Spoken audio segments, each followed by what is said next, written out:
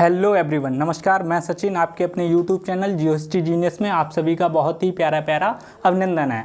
ये video start होने से पहले आपको 1 मिनट 5 सेकंड का एक वीडियो दिखा होगा। उस वीडियो में मैंने आपको यह दिखाने की कोशिश की है कि हमारा ब्रह्मांड है उसका निर्माण कैसे हुआ, हमारी पृथ्वी का निर्माण कैसे हुआ, ग्रहों का निर्माण कैसे हुआ, सूरज या तारे का निर्माण कैसे हुआ। उसके बाद ये भी उसमें दिखाया गया है कि जो पृथ्वी है उस पर लाइफ, जीवन की उत्पत्ति कैसे हुई, उसके बाद मनुष्य या मानव की उत्पत्ति कैसे हुई, आग की खोज कैसे हुई, और आज के प्रेजेंट समय में जो मानव तरक्की कर रहा है वो किस तरीके से उसने की, किस क्रमबद्ध तरीके से की, सीढ़ी से सीढ़ी जोड़ते आज हम प्रेजेंट टाइम में इतनी तरक्की कर पाए हैं। पहले तो हमें ये भी नहीं पता था कि आग होती है कोई चीज़, या पहले हम ये भी नहीं सोच सकते थे कि हम वायु में सफ़र कर सकते हैं, पहले हम ये भी नहीं सोच सकते हैं कि हम मोटरसाइकिल भी बना सकते थे, पहले हम ये सोच सकते थे कि किसी भी व्यक्ति से फ़ोन के ज़रिए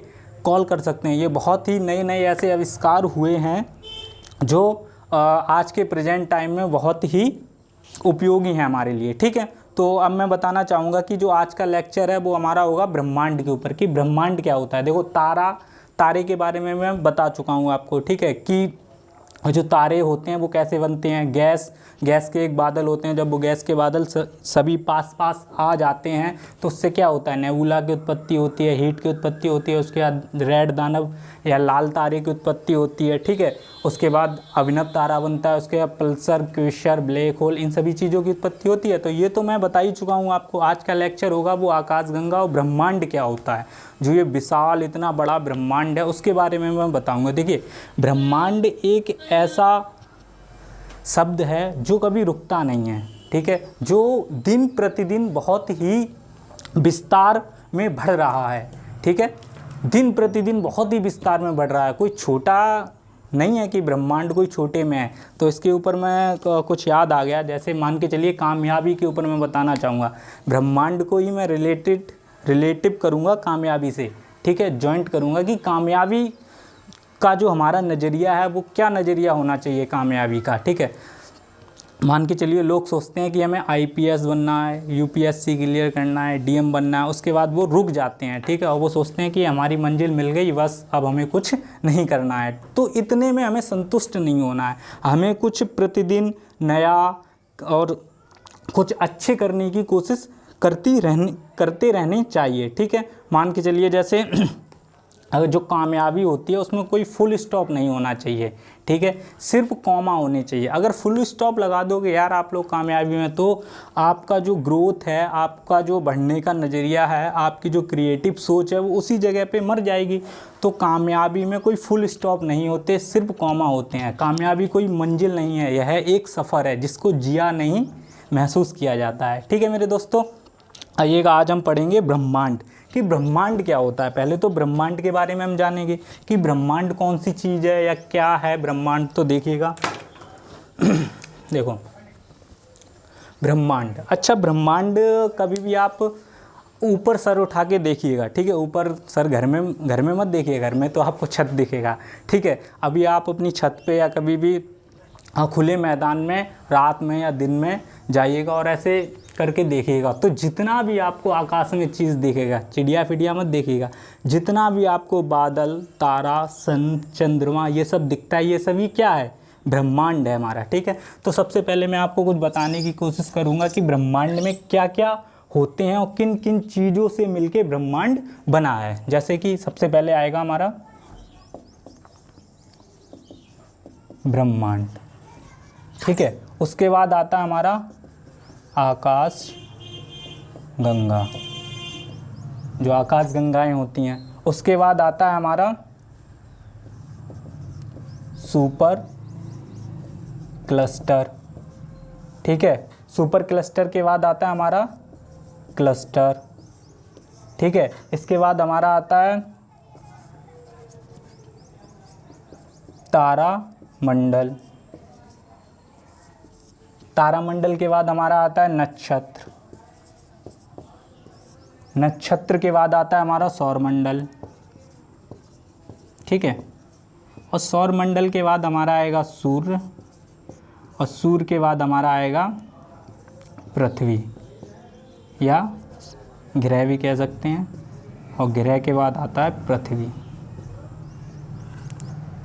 ये सभी चीज़ें ब्रह्मांड के अंतर्गत आती हैं। पुच्छल तारे तो अभी मैंने जोड़े ही नहीं हैं, ठीक है। इसके बाद पुच्छल तारे हो गए, उसके बाद उल्का पिंड हो गए, क्षुद्र ग्रह हो गए, ये बहुत सारी चीज़ें हैं, लेकिन वो मैंने अभी नहीं जोड़ी हैं। लेकिन कुछ जो बहुत ही इम्पोर्टेंट चीज़ें हैं वो मैंने आपको दिखाने की इसमें कोशिश की है। देखिएगा, इन सभी के ही मेल से, या मान के चलिएगा एक कोई ये है, ये पेन, ये मार्कर है, ये मार्कर कब बनता है, मान के चलिएगा ये खोल निकाल दिया जाए, इसकी स्याही को निकाल दिया जाए, इसकी ये पिन को निकाल दिया जाए, तो ये क्या मार्कर कहलाएगा या मार्कर की तरह काम करेगा? नहीं करेगा। जब ये पूरा कंप्लीट, इसके एक एक पार्ट्स कंप्लीट होता है, मान के चलिएगा जब इसमें स्याही डाली जाएगी, इसमें पिन लगाई जाएगी, इसका ये कैप लगाया जाएगा, इसकी सही तरीके से ये प्लास्टिक की जाएगी, उसके बाद ही तो ये मार्कर का काम करेगा। समझ रहे हो ना आप लोग? जब ये पूरा कंप्लीट इसके पार्ट्स जुड़ जाते हैं तभी तो ये कंप्लीट होके क्या कहलाता है? मार्कर कहलाता है ना। इसी तरीके से जब तक किसी ब्रह्मांड में अनंत आकाशगंगाएं नहीं होंगी, बहुत सारे सुपर क्लस्टर नहीं होंगे, बहुत सारे क्लस्टर नहीं होंगे, 89 तारामंडल नहीं होंगे, 27 नक्षत्र नहीं होंगे, 8 ग्रह नहीं होंगे, सौरमंडल, हमारे सौरमंडल में 8 ग्रह प्लस 1 सूर्य शन नहीं होगा, प्लस सूर्य तो 1 ही है। तारे तो बहुत सारे होते हैं लेकिन पृथ्वी के लिए तो एक ही मानेंगे। ग्रह 8 होते हैं और पृथ्वी भी एक ही होती है। जब तक ये सभी चीज़ें नहीं हैं तो क्या ब्रह्मांड होगा? वो नहीं होगा। इन सभी चीज़ों के संयुक्त रूप को ही हम क्या कहते हैं? ब्रह्मांड कहते हैं। आइए और भी एक्सप्लेन करते हैं इसको। पहले तो स्क्रीनशॉट ले लीजिएगा आप।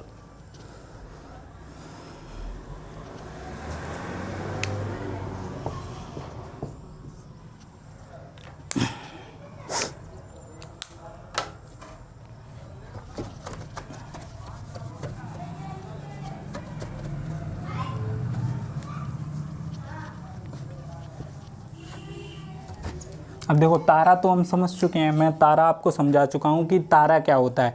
एस्ट्रोनॉमी और एस्ट्रोलॉजी मैं पढ़ा रहा था। सबसे पहले कॉस्मोलॉजी मैंने बताया था आपको। कॉस्मोलॉजी के अंतर्गत क्या क्या आता है वो भी मैंने अपनी पहली वीडियो में बताया था आपको।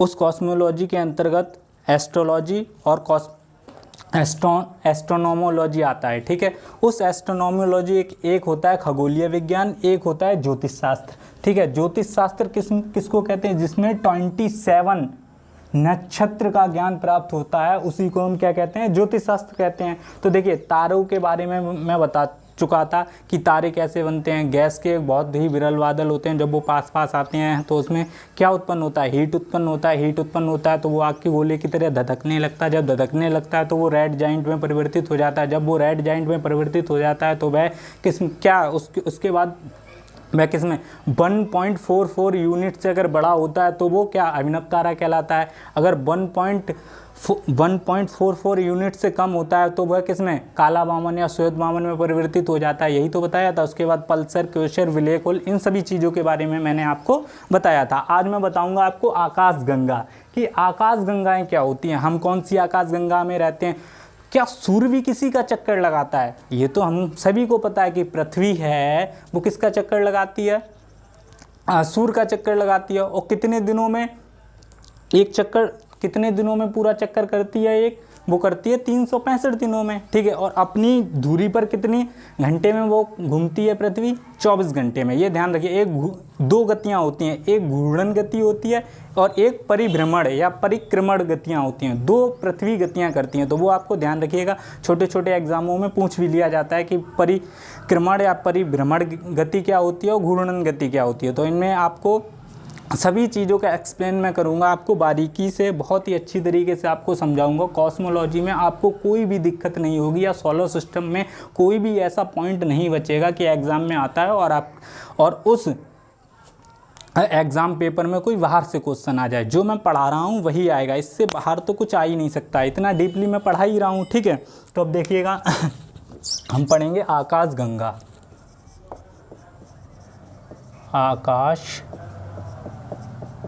गंगा कि जो आकाश गंगा होती हैं वो क्या होती हैं देखिएगा।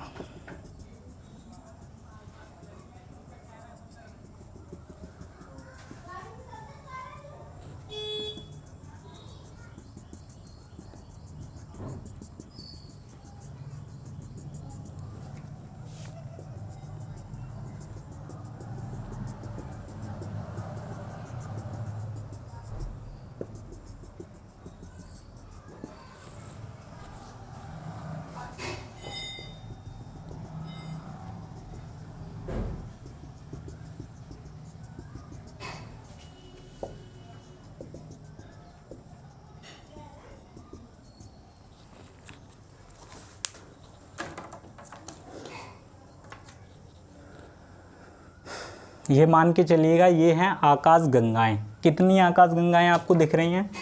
1 2 3 4 5 6 आकाश गंगाएं दिख रही हैं। और इमेजिन कीजिएगा या सोचिएगा, ये जो बोर्ड है ना हमारा व्हाइट बोर्ड, ये है पूरा ब्रह्मांड। इस ब्रह्मांड में ये हमको 6 आकाश गंगाएं दिख रही हैं।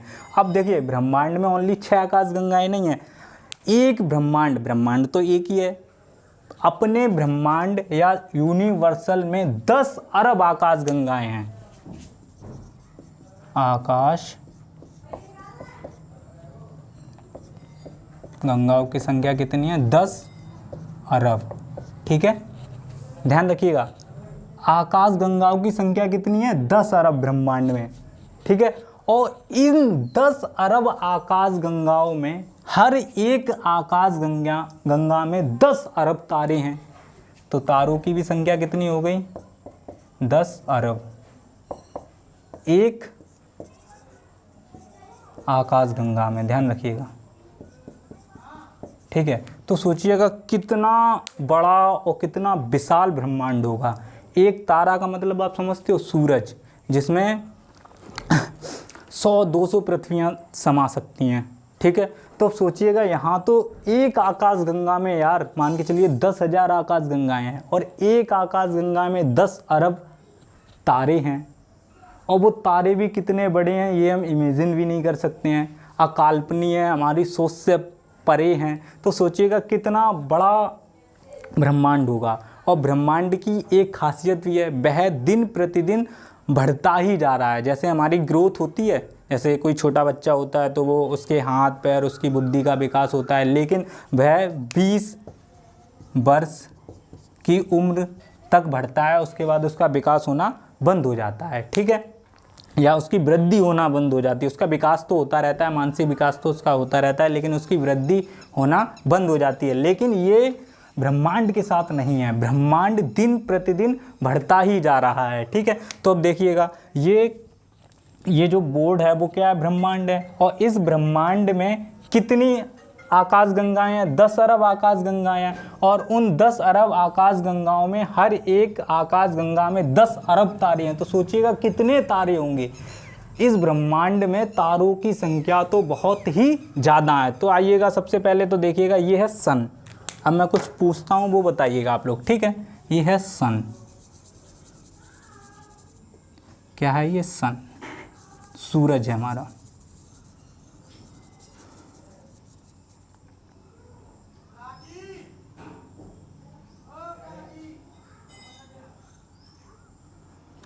अब मान के चलिएगा जब सूरज इस आकाश गंगा में है तो ये आकाश गंगा हमारे लिए महत्वपूर्ण होगी या नहीं होगी? क्या कहेंगे इस बारे में आप? ठीक है, तो सीधी सी बात है, जब इस आकाश गंगा में सूरज है तो सीधी सी बात है पृथ्वी भी होगी।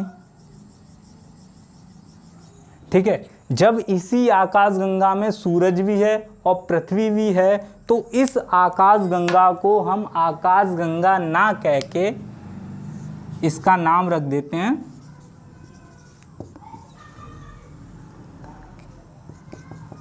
मंदाकिनी। ठीक है, तो अगर आपसे कोई भी क्वेश्चन आता है कि हम कौन सी आकाश गंगा में रहते हैं, तो आपका जवाब क्या होगा? मंदाकिनी आकाश गंगा में रहते हैं। इंग्लिश मीडियम वालों के लिए मिल्की वे। अब मिल्की वे को भी तोड़ दो तो क्या कहते हैं इसको? दुग्ध मेखला। तो आकाश गंगा के कितने नाम हो गए? 3 नाम हो गए। ठीक है, हमारी आकाश गंगा को मंदाकिनी भी कहते हैं, मिल्की भी कहते हैं, दुग्ध मेखला भी कहते हैं। देखिएगा जो हमारा अपना बहुत ही करीब होता है, सीधी सी बात है, मैंने सूरज फर्स्ट लेक्चर में समझाया था कि सूरज भी एक क्या है? तारा है। लेकिन इसे तारा ना कह के हम क्या नाम रख देते हैं इसका? सूरज। क्यों? क्योंकि यह हमारी पृथ्वी के लिए बहुत ही इम्पोर्टेंट है या पृथ्वी के बहुत ही नज़दीक है, इसलिए इस सूरज को तारा ना कह के इस तारे को तारा ना कह के इसका नाम क्या रख देते हैं? सूरज या सन। ऐसे ही मंदाकिनी तो ब्रह्मांड में 10 अरब हैं, लेकिन आकाश गंगाएं तो ब्रह्मांड में 10 अरब हैं, लेकिन एक ऐसी आकाश गंगा है जो हमारे लिए बहुत ही महत्वपूर्ण है, इसलिए उस आकाश गंगा को आकाश गंगा ना कह के क्या कहते हैं, मंदाकिनी, मिल्की वे या दुग्ध मेखला कहते हैं। ठीक है, इसके बाद देखिएगा, इतनी पहले तो इसका स्क्रीनशॉट ले लीजिएगा आप लोग।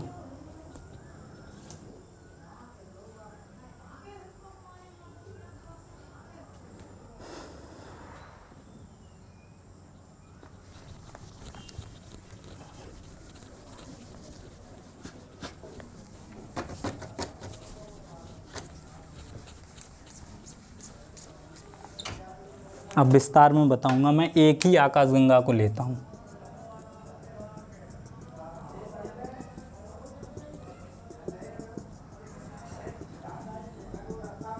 ये है हमारी आकाशगंगा। इस आकाशगंगा में सबसे किनारे जो है वो क्या है, सूरज, सन।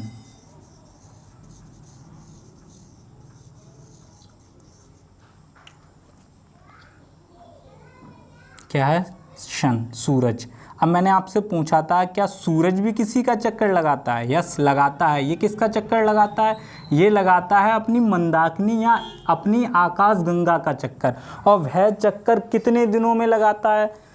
ये जो सूरज है, ये जो एक चक्कर है वो आकाशगंगा या मंदाकिनी का कितने दिन में लगाता है?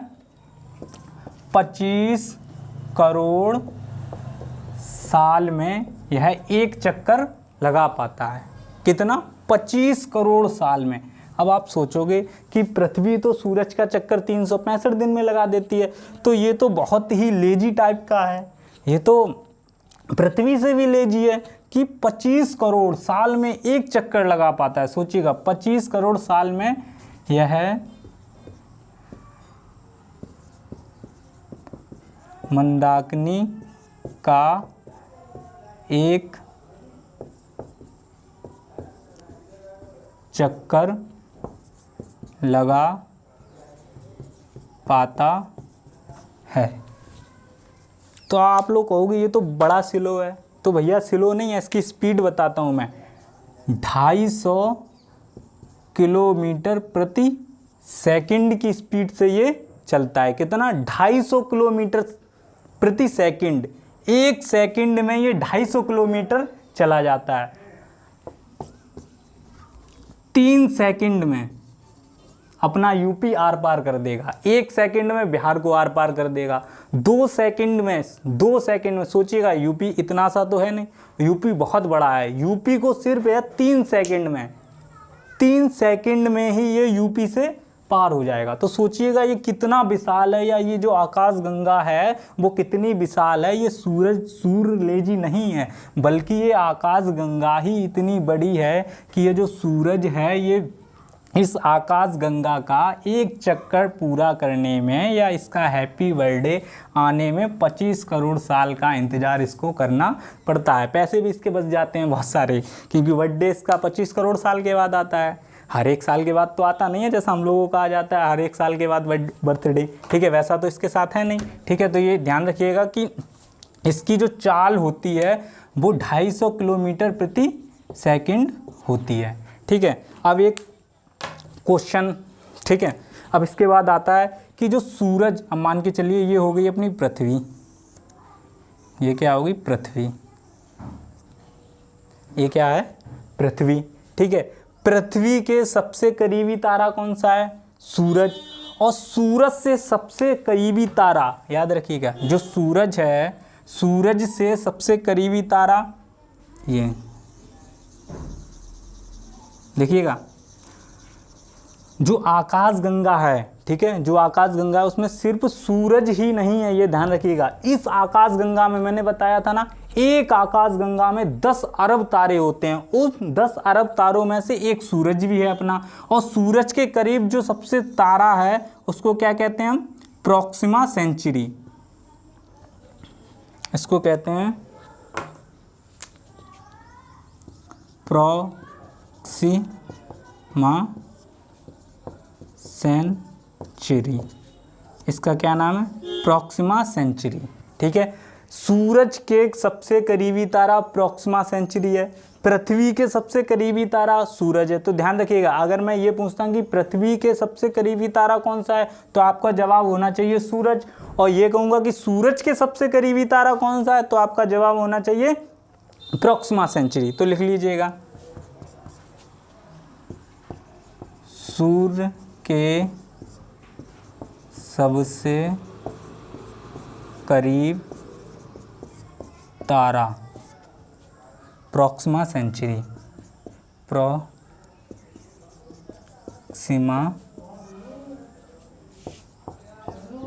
सेंचुरी। ठीक है, इसके बाद आता है जो हमारी ये मंदाकिनी है ना, जो हमारी आकाश गंगा है, इस आकाश गंगा के सबसे करीब जो आकाश गंगा है उसका नाम क्या है। ठीक है, जो हमारी आकाश गंगा है, इस आकाश गंगा के जो सबसे करीब आकाश गंगा है उसका नाम क्या है। अब मान के चलिएगा जैसे सूर्य है, तो सूर्य के सबसे करीबी तारा कौन सा है, प्रॉक्सिमा सेंचुरी। और पृथ्वी के सबसे करीबी तारा कौन सा है, सूर्य है। ठीक है, तो अब ये भी तो आता है कि जो मंदाकिनी है हमारी आकाश गंगा है, ये ब्रह्मांड मान के चलिएगा, ये जो व्हाइट बोर्ड है, इस व्हाइट बोर्ड में 10 अरब आकाश गंगा हैं और ये 10 अरब आकाश गंगा एक दूसरे के करीब भी होंगी। तो जो ये अपनी ये मंदाकिनी या मिल्की वे या दुग्ध मेखला आकाश गंगा है, इस आकाश गंगा के सबसे करीब आकाश गंगा कौन सी है, तो इसका नाम है देवयानी, देव मंदाकिनी आकाश गंगा के सबसे करीब आकाश गंगा, इसको कहते हैं देवयानी, देवरानी नहीं, देवयानी या एंड्रोमेडा। ठीक है, ये ध्यान रखिएगा, मंदाकिनी आकाश गंगा के सबसे करीब आकाश गंगा है, उसका नाम क्या है, देवयानी या एंड्रोमेडा। स्क्रीनशॉट ले लीजिएगा। हाँ, और एक चीज़ देखिएगा, सूर्य से प्रॉक्सिमा सेंचुरी, देखिए मैं बता रहा था कि जो ये सूरज है, ये जो प्रॉक्सिमा सेंचुरी जो स्टार है, सूरज से प्रॉक्सिमा सेंचुरी तक पहुंचने के लिए हमें कितना समय लगता है। तो देखिएगा कितना समय लगता है, 1 सेकंड में, जब सूर्य 1 सेकंड में 3 लाख, आंकड़े देखिएगा, 3 लाख किलोमीटर चलता है, तो 3 लाख किलोमीटर चलेगा तो 250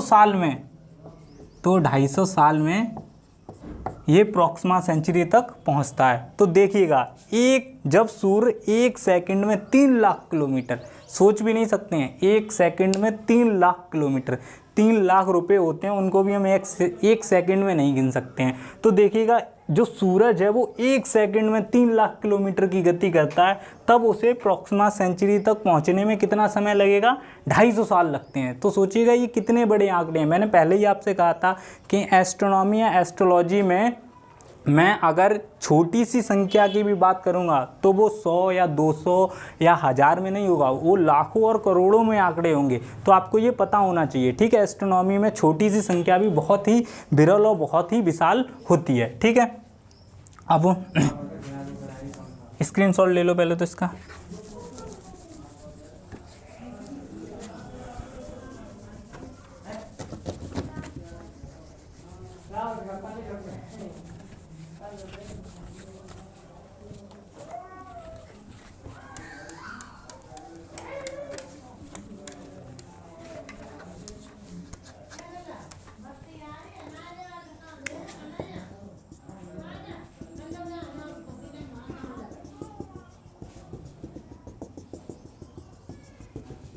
ये है अपनी गैलेक्सी। ठीक है, इस गैलेक्सी के सबसे किनारे पे है ये सूर्य, क्या है, सन। ठीक है,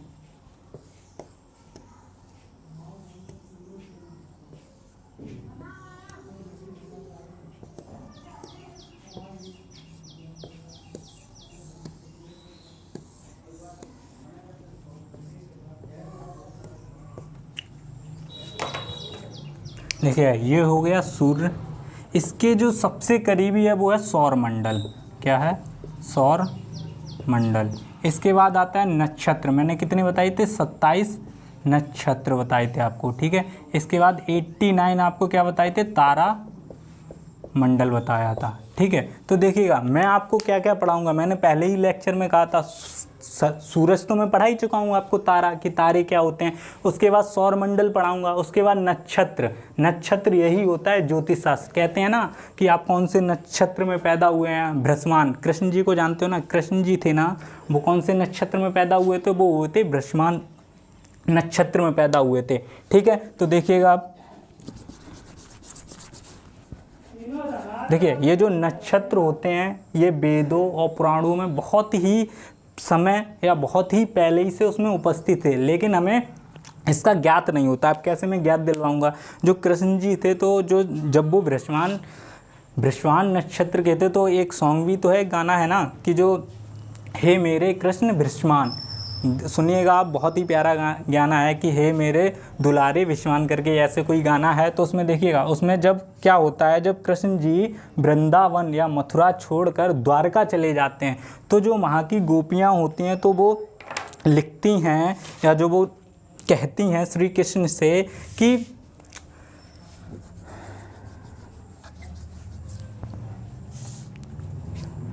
नखद वेद ग्रही जोड़कर, नखद वेद ग्रही जोड़कर अधिकर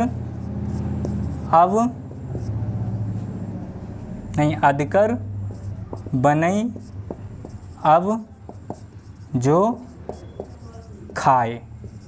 अब देखिएगा यहीं से आपको नक्षत्र के बारे में पता चल जाएगा कि वास्तव में भी जब श्री कृष्ण थे तो उस जमाने में नक्षत्रों का ज्ञान हमको प्राप्त था या मनुष्यों को नक्षत्रों के बारे में प्राप्त था। नखत का मतलब नक्षत्र, नक्षत्र कितने होते हैं? 27। वेद का मतलब 4, वेद कितने होते हैं? 4, ऋग्वेद यजुर्वेद 4 होते हैं ना। इसके बाद ग्रह, अब ग्रह मान के चलिएगा, ग्रह अभी तो प्रेजेंट टाइम में 8 हैं, लेकिन पास्ट या भूतकाल में कितने थे? 9।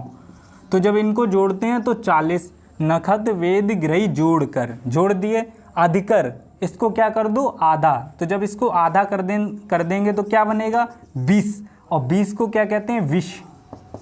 अधिकर बने जो खाए। अगर आप द्वारका से मथुरा वापस नहीं आओगे तो हम विष को खा के अपने प्राण को त्याग देंगे। तो इससे हमें यह प्रतीत होता है कि जो नक्षत्र थे वो नक्षत्रों का ज्ञान हमें बहुत ही पहले से प्राप्त था, ठीक है। इसके बाद देखिएगा,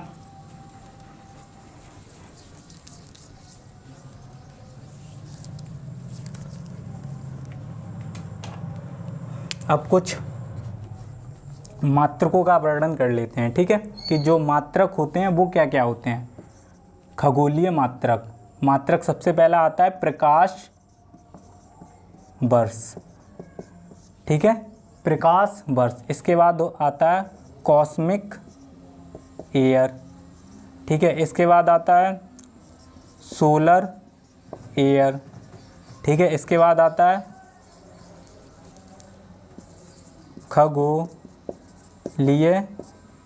इकाई, ठीक है। इनके बारे में मैं बताऊंगा। देखिए प्रकाश वर्ष, जब आप फिजिक्स पढ़ोगे तो प्रकाश वर्ष ये होता है दूरी का मात्रक। किसका मात्रक होता है? दूरी का। कॉस्मिक ईयर क्या होता है? जब सूरज मंदाकिनी का चक्कर 25 करोड़ साल में लगाता है तो इसी को ही हम क्या कहते हैं? Cosmic year, 25 crore. अब जब पृथ्वी सूर्य का चक्कर 365 दिनों में लगाती है तो इसको क्या कहते हैं? सोलर ईयर, ध्यान रखिएगा। अब खगोलीय इकाई का क्या होता है? बहुत ही मोस्ट इम्पोर्टेंट है, देखिएगा खगोलीय इकाई, ठीक है। ये मैं भी बाद में बताऊंगा, पहले स्क्रीनशॉट ले लो। खगोलीय इकाई किसको कहते हैं इसका।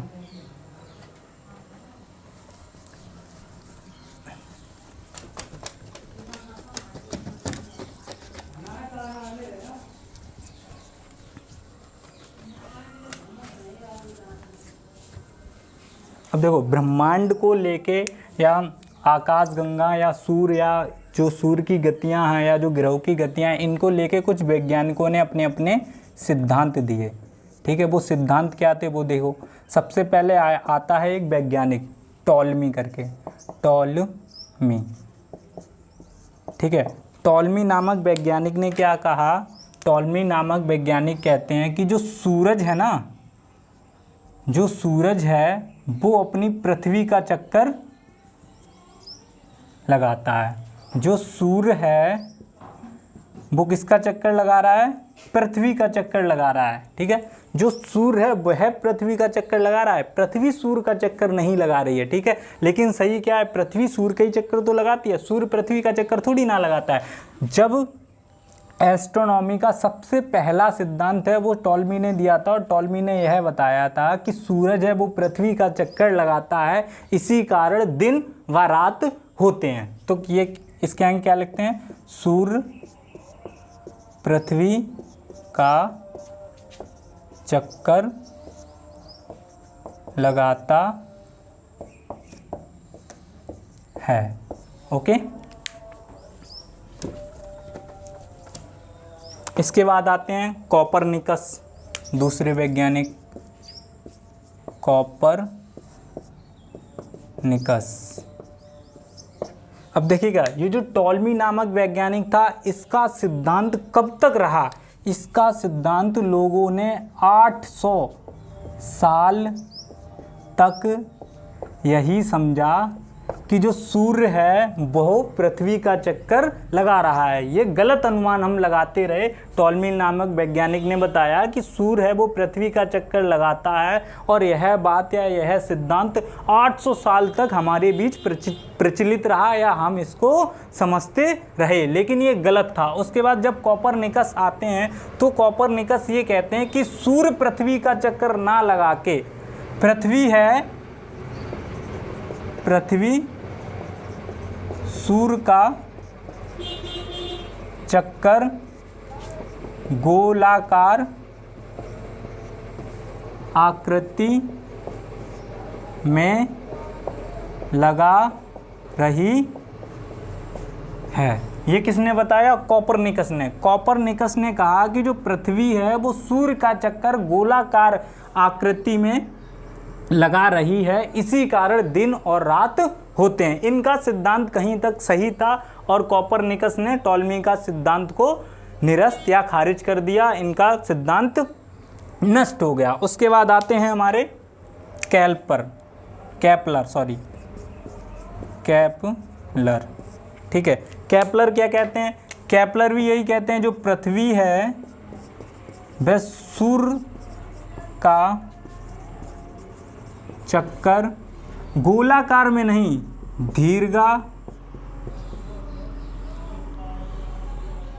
दीर्घाकार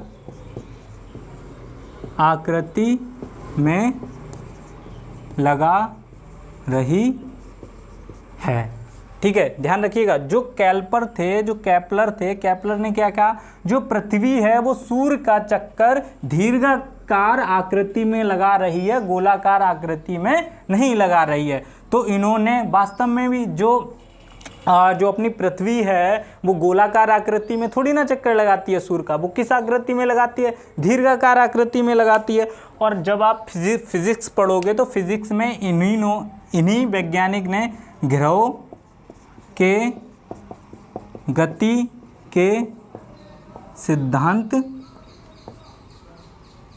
दिए हैं। ठीक है, पढ़ोगे तो बहुत ही अच्छे सिद्धांत हैं। ठीक है, इसके बाद आता है डी,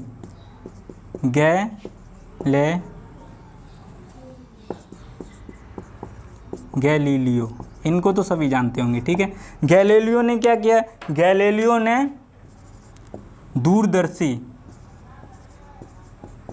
दूरदर्शी का निर्माण किया और यह सिद्ध कर दिया कि केपलर सही हैं, केपलर और कोपरनिकस सही हैं, टॉलमी गलत है। वास्तव में भी गैलीलियो ने बताया कि जो पृथ्वी है वो सूर्य का चक्कर दीर्घाकार आकृति में लगा रही है। इन्होंने ये सिद्ध कर दिया। अभी तक ये किसी ने सिद्ध नहीं किया था कि गोलाकार आकृति में पृथ्वी चक्कर लगा रही है, दीर्घाकार आकृति में चक्कर लगा रही है। ठीक है, इसके बाद आते हैं हमारे हब्बल। इसके बाद वैज्ञानिक आते हैं हम्बल। ठीक है,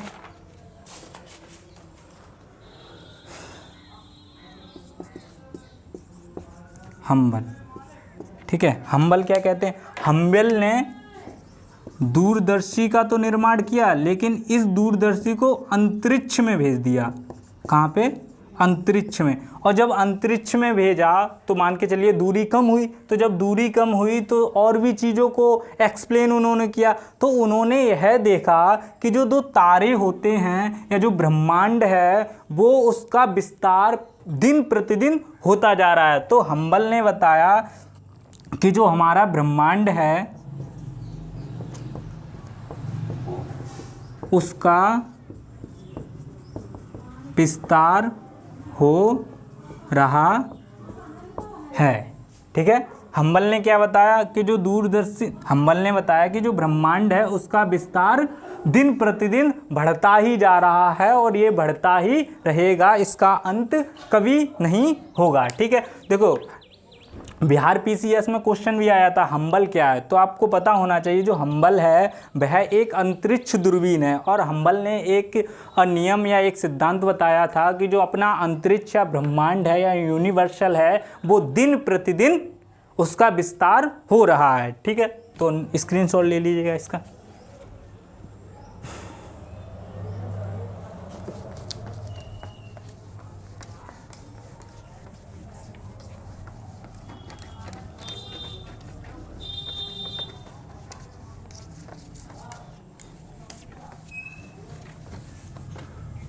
अब हम बात कर रहे थे खगोलीय इकाई के बारे में कि जो खगोलीय इकाई होता है वो क्या होता है। ठीक है,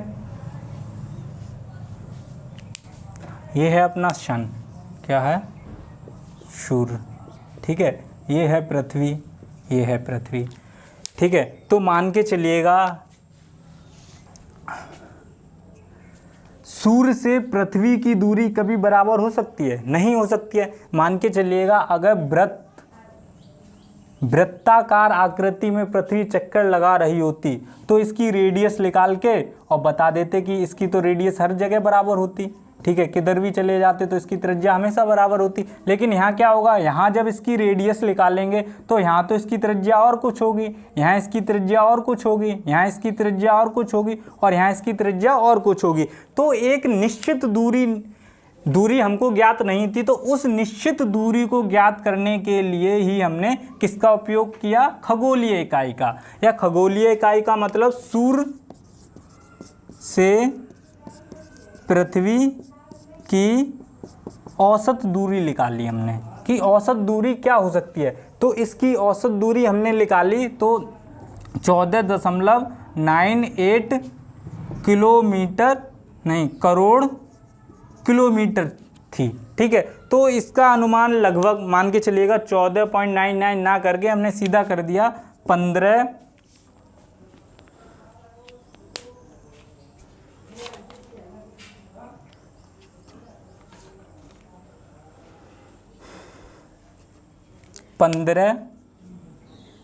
करोड़ किलोमीटर सूर्य से पृथ्वी की दूरी। तो ध्यान रखिएगा, अगर कोई भी आपसे पूछता है कि सूर्य से पृथ्वी की दूरी कितनी है तो आपको पता होना चाहिए कि 15 करोड़ किलोमीटर सूर्य से पृथ्वी की दूरी है। स्क्रीनशॉट ले लीजिए।